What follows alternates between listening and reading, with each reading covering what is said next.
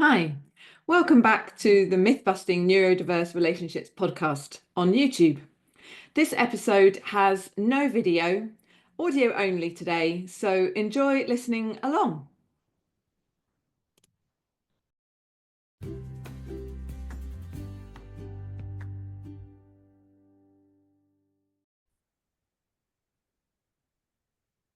Hello, welcome to the Myth-Busting Neurodiverse Relationships podcast. I'm Natalie Roberts and I'm here with my co-host Heather Parks.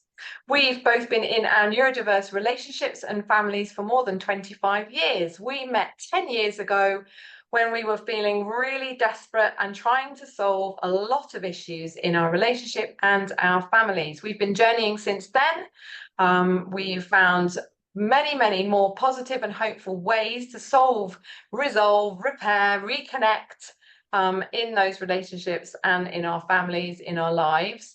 And we now co-host also Loving Difference online, giving hope and a way forward for neurodiverse relationships. In this podcast, though, we're busting the myths about neurodiverse relationships, which we had when we started this journey, that we've realised aren't true, and that actually were preventing us from recovering and having the relationships with our partners and children that we wanted.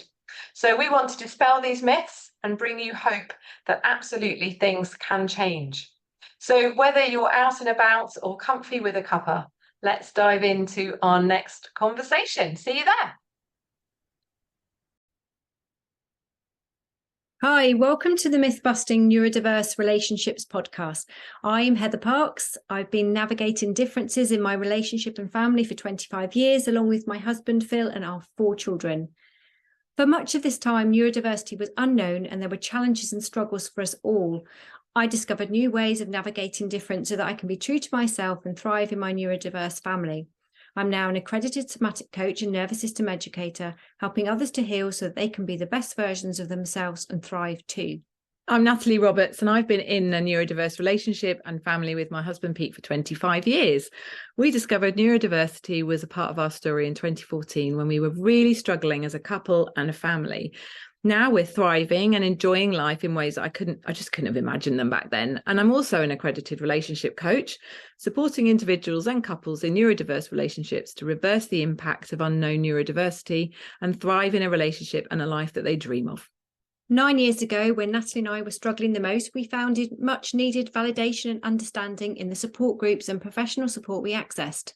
Sadly, though, we also experienced a lot of blaming and stuckness in many of the groups we joined, and some professional support that either made things worse or lacked insight into our lived everyday experience, or the much needed healing and solutions that could create sustainable change. So we were both working on reversing the impact of unknown neurodiversity and finding new ways to resolve complex everyday relationship and family challenges without our partners involved. We were primarily doing this by ourselves. So we want you to know that you can change your whole experience by focusing on yourself and without needing to change anyone else.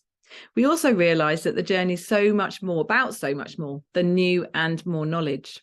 Yeah, so fast forwarding to 2018, we became the professionals we needed as accredited coaches so that we could support others with their own journey into this unknown territory. And in 2020, we created the community we needed in Loving Difference. And together we now also host Revival Retreat, the all online journey for a flourishing life in your neurodiverse relationships, with a map, empowering resources, tools, and all the support you need to recover, create sustainable change, and be you in your relationship and your life. Loving Difference and Revival Retreat are for everyone, whatever their neuroidentity. What we all have in common is wanting new ways to thrive in our neurodiverse relationships.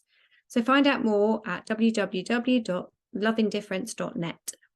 In this podcast, we're busting the myths about neurodiverse relationships, which we had when we started this journey, that we've realised aren't true and that were actually preventing us from recovering and having the relationships with our partners and children that we wanted. So we want to dispel these myths and bring you hope that absolutely things can change. In today's episode, we're busting a big myth. We're busting the myth that Cassandra Syndrome, also called Affection Deprivation Disorder or ongoing relationship trauma syndrome, only impacts neurotypical women because of their autistic husband. So it's a biggie. Whether you're out and about or comfy with a cuppa, let's dive into our next conversation. So we want to just do a bit of a pre-frame for this conversation because it is a big one, and we know that it may be challenging and potentially triggering some of the things that we're going to talk about. Yeah, it's hard. It's going to be, it's feeling quite difficult for us to move into the conversation. We talk about it quite a lot. Yeah. We have some different perspectives on it. It's not something we've brought to the podcast before, but we want to dive into this and share some ideas and thoughts, also some of our experiences of this that we've had with clients and members that have really expanded and helped us understand these things very differently now, and we wanted to bring those perspectives to you on the podcast. So we're going to dive into that. Was there anything else I was going to say about that? Yeah, I just think we're quite aware that we could get a bit our knickers in a bit of a twist. And while we're talking, we just wanted to let you know we're just keeping it. We want to be real about this. We want to share our thoughts and ideas about our own experiences, and very much want to say to you that this is all an and. Yeah. It's very much about we absolutely want to validate everyone's experiences, because a lot of what goes on with, and we'll dive into it, but into Cassandra syndrome, one of the big things is how invalidated we may have been feeling. And we're very aware of that because we experienced it ourselves. So we don't want to do that. We don't want to. Yeah. No. So if you're feeling that, we just want you to know that that's not our intention. Our objective is to share some new thoughts about it that have become our reality. We know that for many people, it's been a really usure and validating really was. Yes, it was for us too. So we want to share that. We want to share our journeys with it, share what we've learned since, and maybe some of the ways that has helped us to think about it now, so that you can see if any of what we're sharing is helpful. Okay. So Cassandra syndrome. Tell us what it is first. Yes, and we this was something that one of the first things that I came across. I was reading stacks and stacks for personally for me about autism. That was our doorway and entry point to neurodiversity, and I was reading so much about that, and I stumbled across Cassandra syndrome, which was actually more about relating and talking about my own experience at the time as a neurotypical wife with an autistic husband, and what that might be meaning for my experience and what I might experience, and why that was very, very validating. So Cassandra syndrome is called a number of different things by different people, by different organizations over the last 10 years or so, maybe, certainly before that. We've been aware of it for the last 10 years ourselves. And it's a collection of symptoms that can develop from experiencing the following relational circumstances. And we're reading these out because we do want to make sure that we're sharing this as cohesively as we can, I guess. So try. So those symptoms may be, and you may identify these in yourself, no matter what your neuroidentity is. So that's the thing we want you to just be aware of. So they may be insufficient social emotional understanding and reciprocity, persistent and cumulative mental and emotional stress, living with inflexibility, denial and invalidation of your experience, and navigating unknown difference. So those are the relational circumstances that may be happening that would contribute and have you experiencing the following symptoms. And those symptoms would manifest typically as social isolation, deteriorating mental, emotional, social, and physical well-being, unconsciously behaving more like your partner, self-doubt, and a distorted sense of self. So those are and the wording of that is more reflective of how we experience, how we've come to understand all of this more recently in our own experience. But historically and typically, that set of relational circumstances, go back, thanks, that set of circumstances have typically been applied to neurotypical partners, typically neurotypical wives, in a relationship with someone who's autistic. And so we can talk a little bit about our experience of that, but what I think we want to draw attention to as early as we can in this conversation is that through our own journeys, both in our own relationships, in our own families, and with clients and members is that that same set of circumstances and symptoms can be experienced by all neuroidentities, all individuals, by neurodivergent individuals too. And this is in no way to invalidate or diminish the experience of neurotypical wives. We were those neurotypical wives. So that is not the aim. It is to expand the definition and experience of these relational circumstances, of these symptoms, or how they manifest in ourselves individually in the relationship, and to validate how that is for many, many more people. And certainly in my relationship, as I began to unpack all of this and work on myself, I started to notice, and with some different levels of compassion, be able to notice how actually elements and aspects of this were actually what Pete was experiencing as well. He wasn't naming it that, he wasn't reading stuff, but I was seeing, okay, this is some of what you've experienced as well.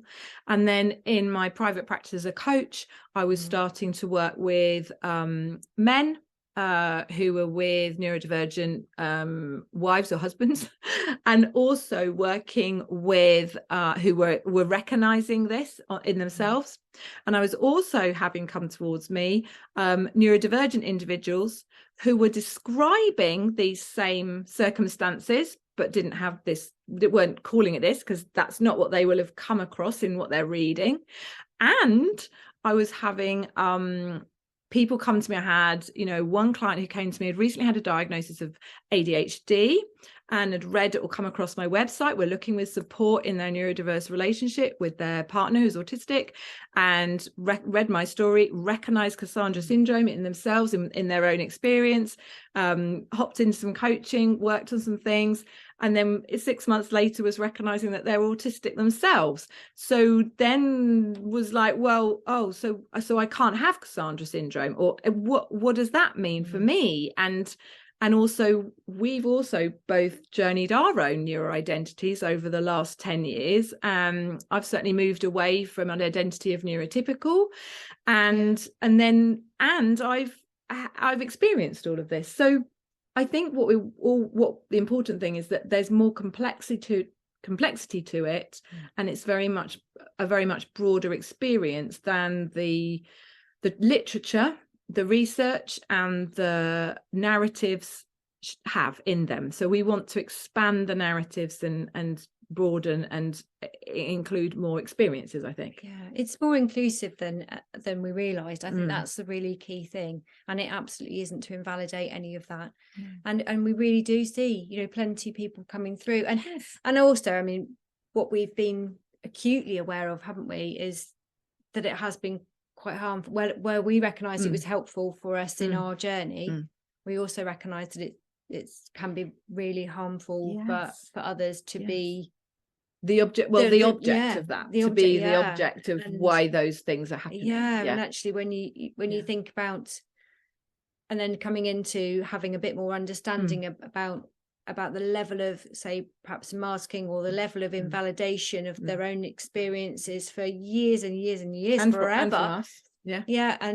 And then you kind of, I guess there was some kind of level of, I felt a bit rubbish about that, so, and I think it's difficult now, isn't it? Because we know that people come in, we are communities for everybody. So we're holding space for all neuroidentities, and our resources are for everybody. And so this topic is something we're navigating in our community, and it's something really close to our heart, because we know that it meant something to us at some point, and it was really important. And we also know that we have a much wider, broader perspective of it, and we want to validate it for more people. We want to validate that many, many more people have these experiences, and we also want to bring hope. Absolutely hope that we can reverse all of it. We can get much better, much healthier relationship dynamics. We can sort out some healing and solutions to those things. Fears and vulnerabilities, all those other things that are joining in. So let's go back to the list. We're just going back to the list.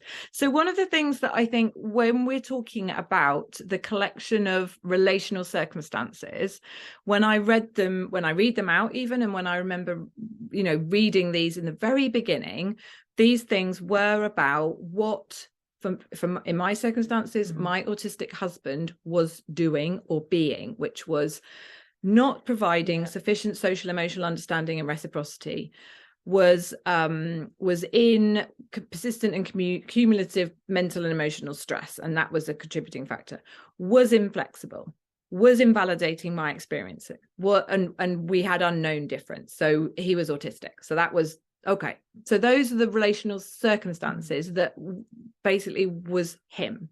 What I realized is that I was also those things for and him. To him. Yeah. So I was also, this is a really hard one, I think, because I would have said, I'm giving you loads of social emotional understanding, reciprocity in the way that actually, we wanted it. I realized that actually I was not with the level of awareness I had about myself, my own relationship dynamics, my own fears and vulnerabilities, and the unknown difference, the understanding and reciprocity that I was offering or providing actually was insufficient and not the best or appropriate. No. I also know that I was in my own persistent and persistent mental and emotional stress. Yes. I was inflexible. I'm a very flexible person, but up against or with Pete a lot of the time, I had inflexibility and fixed thoughts and ideas about what should be happening and how it should all be working. So I was inflexible on, because we had a lot of stuff around all our social norms and what relationships should like we had loads of all of inflexibility. I also was denying and invalidating his experience. We didn't know it was different, and I was invalidating a lot of what he was saying and diminishing it and invalidating. It's really difficult to say that I was doing that, but I do look back and know I was doing that. And we were navigating unknown difference. We were different. It's not that he was autistic, it's that we were navigating difference in our relationship. And that we didn't understand it. We didn't understand it, we didn't know it. And actually later our neuroidentities are evolved and we understand ourselves better, and it's different. We're navigating how different we are, and it is, that comes with its own set of challenges. And it could be that you come from different cultures or from different countries, or there's lots of other things where that can apply. That's for sure. I've certainly worked with people that are navigating those differences in their relationships as well as neurodiversity. Different differences and are experiencing these things. So I think that's the first thing that's helpful to be able to sort of debunk a bit, is that we were those as well. I was just thinking, it might be useful just to mention the kind of the double empathy issue around that. Yeah. So because we're often kind of framing around not receiving enough empathy or whatever, and what we're not realizing is that we are not empathetic either in terms of it's a different experience that's going on. So we're assuming the experience is happening, and therefore bringing the level or kind of empathy, understanding based on our experience of that experience, not their experience of that experience. So really this is the understanding that we lacked that understanding that we could be having the same experience but having a different experience. That's one of the things, and not neither of us recognizing it. So we were both doing that. And also that perhaps where we experienced that during our relationship, that our partners were coming into that relationship having had perhaps I don't know, can't even think how old we were, about 30 years of that already. 56 years of it. Well, and also then arguably we also know that before our relationships, before the relationship, we also had stuff that we're bringing, so it's more complicated, and it's a broader thing. So we also think it's helpful to break down as well, or unpack those the way that these symptoms, symptoms, we're not fans at all, or even supportive really of thinking about these things as disorders and pathologized, medicalized things. They are an impact of what's going on, relational circumstances that are unhealthy, and they can be reversed. And if we understand why they've happened, we can make some changes, and we can be well, and we can be healthy, and we can be happy. So the idea that we talked about these, how they manifest. So social isolation, deteriorating mental, emotional, social, and physical well-being, unconsciously behaving more like your partner, self-doubt, and a distorted sense of self. So we just thought we'd mention each of these, and again, how we've sort of debunked or can see how these are. Again, we're not saying, one of the really other important things is that this is not inevitable. Like, one of the things I really realized as well was it doesn't happen in all relationships. It happens in other relationships. I was noticing it doesn't happen in all neurodiverse relationships. I was meeting and seeing neurotypical wives in terms of the stereotype, and they weren't experiencing these things. So that had me curious. I was also had quite a lot of friends actually were saying, oh, I'm socially isolated. Certainly they had deteriorating well-being. Certainly they was like, God, I seem to do everything like my partner these days.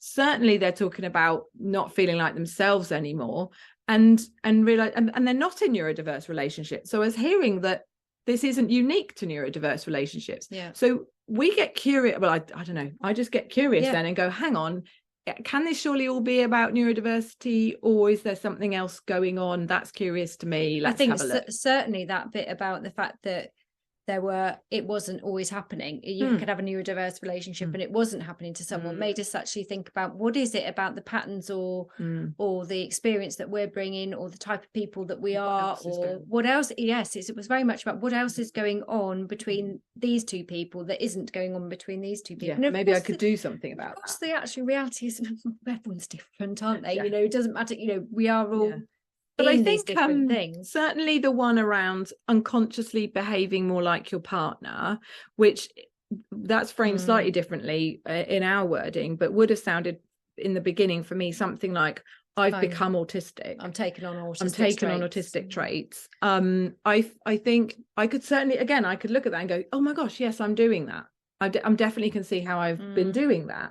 But one of the things I learned through all sorts of things I was doing was that's the typical human condition, is that who you surround yourself with is who you become.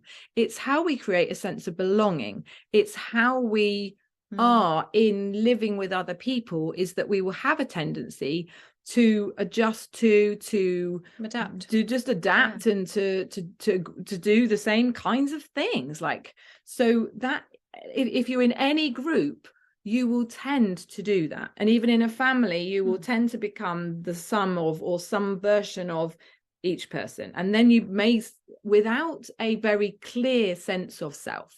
And I think what we realized was, we did have that. I actually don't, I haven't really ever had a very clear sense of self. I'm very adaptable. I'm very bendy. I'm very flexible.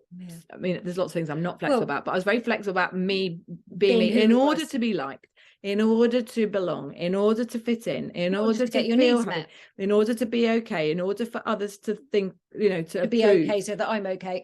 Fears and vulnerabilities massively joining in, and it's that was leading to a distorted sense of self. It's very easy to put these things at the door, A, of neurodiversity, and B, a particular person, rather than actually realizing you didn't have. I just wasn't very good at that in the first place. And as soon as I was able to have some more tools and understanding of my own fears and vulnerabilities, and the things that have been contributing to me over a lifetime to my 40s of having a distorted sense of self, which there's no doubt that some of who Pete is and how he is contributed to that, or just triggered or did some stuff that did. But I would know that I was also doing the same. So Pete was also adapting and becoming, for a lifetime, had been attempting to copy and be more neurotypical, to his detriment. And that, that distorted sense of self still persists. He still says today, I don't think I'll ever be able to know who I actually am. I don't think I've ever been that. So I don't know how to do that. Which of course is like a lot of why we do this, isn't it? Because we want our children to have a very, very different experience. We don't want that. So and self-doubt as well. I think that was something that I carried quite easily because of my own fears and vulnerabilities. mental, emotional, social, physical well-being deteriorating. Again, our ways to manage and look after our well-being, even as a culture, is relatively poor. How we all handle stress and manage stress, relatively poor. The tools we have for that, really pretty rubbish.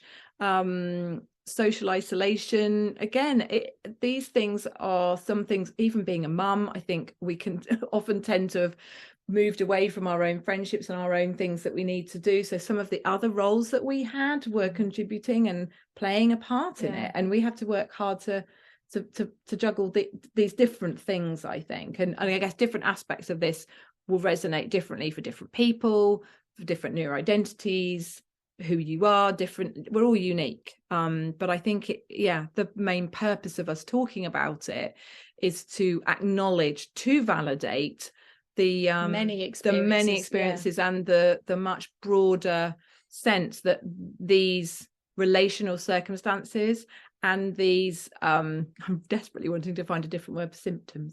Oh no, it's awful, isn't it?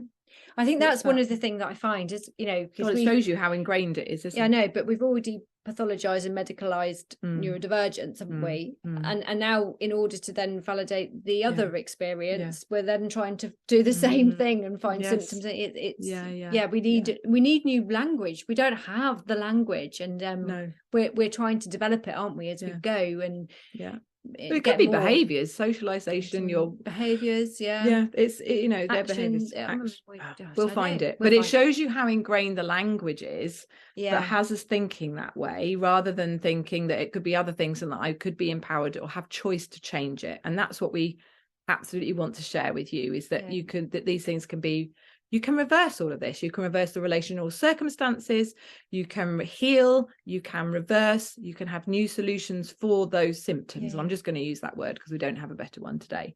But I think it's really important that we're having a different conversation about this, and that we absolutely want to start supporting a different narrative and giving a different, just putting a different narrative about this into the world, and particularly into the world where people maybe are recognizing Cassandra syndrome and ongoing trauma relationship syndrome. I mean, the reason I really liked, I can remember really liking the definition and descriptions of ongoing relationship trauma syndrome was because syndrome is a collection of symptoms. So that was helpful for me to know that it's just a collection of symptoms, and we generally can do things about symptoms. So that was helpful.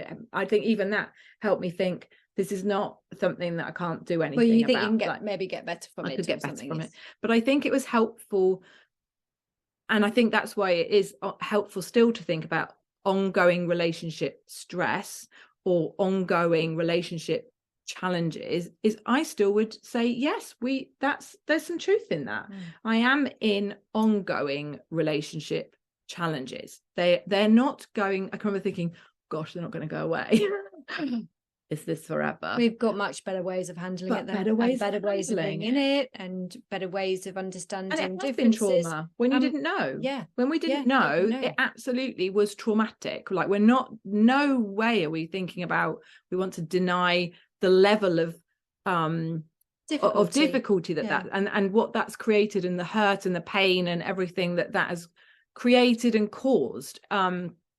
Absolutely, that is totally, and we can do some things about it. So it's to validate that it has been traumatic. It's been incredibly painful, and for both. It's for both partners.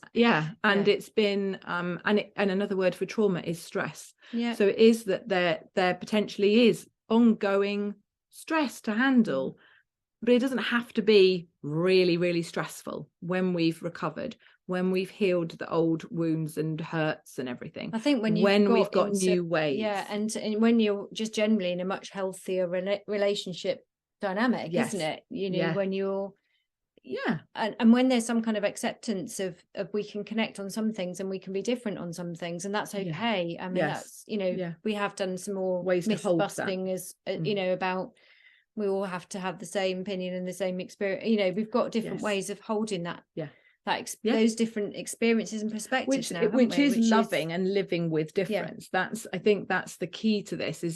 It's the idea that actually loving and living with difference is inevitably hard, inevitably survival only, is inevitably going to create those relational circumstances and symptoms for everyone. And that's pretty doom and gloom narrative.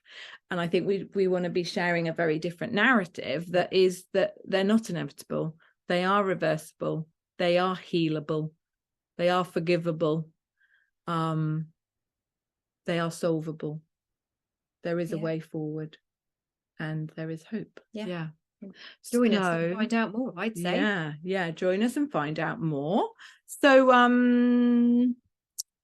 so the truth, with all that in mind, then let's end this. So the truth we've realized then is that the descriptions of Cassandra syndrome, affective deprivation disorder, ongoing trauma relationship syndrome, the descriptions of those can be experienced by all neuroidentities.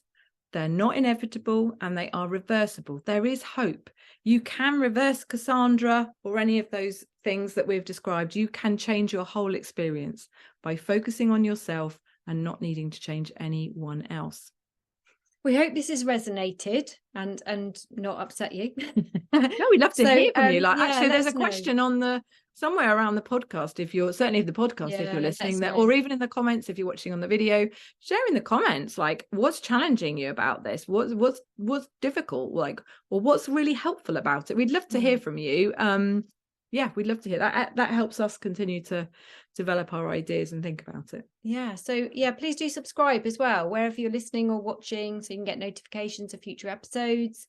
You can join our future podcast recordings live and join us in Loving Difference. Yeah, do. If this episode has resonated with you, subscribe to the podcast wherever you're listening or watching to get notifications of future episodes. To dive deeper into all of this with professional coaching, resources, and all the support you need, join us in Loving Difference via www.lovingdifference.net. And we'll be back here soon.